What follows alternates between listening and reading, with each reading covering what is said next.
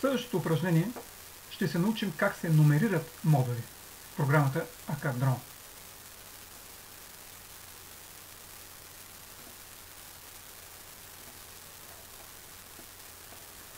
Отваряме програмата ACAD-Draw и избираме менюто Номериране.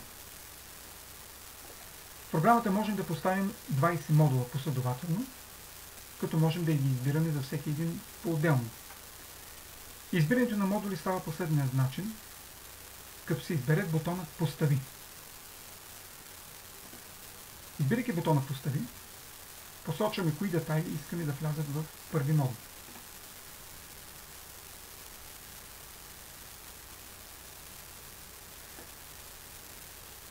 Поставянето на втори модул, избираме втори модул, отново бутона Постави и избираме нашия втори модул.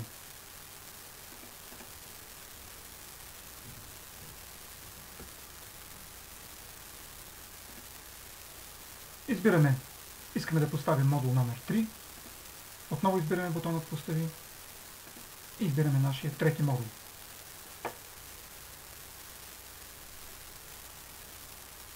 Така всички детайли от всички модули са номерирани и можем много лесно да ги погледнем в тази част на диалоговия прозорец. Ако натиснем бутона Вмъкни и изберем и трите модула, те могат да се появят в това поле, като можем да видим колко са модулите и какви детайли участват в тях. Име, дължина, широчина, дебелина, бройка, име на детайл и материал, който все още не е поставен. За улеснение, този списък може да се изведе в Excel. Като се избере бутонът Excel, изберат се модулите, потвърди се командата и автоматично информацията се импортва в Excel, където става по-лесно за редактиране и разпечатване. По същия начин информацията може да бъде поставена и като списък в самия AutoCAD. По същия начин се избират модулите,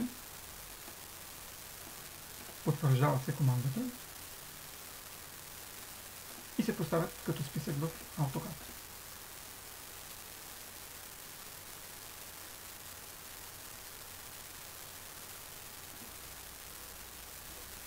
Ако искаме да изтрием даден модул, можем да чукнем на съответния модул и да изберем бутонът Изчисти.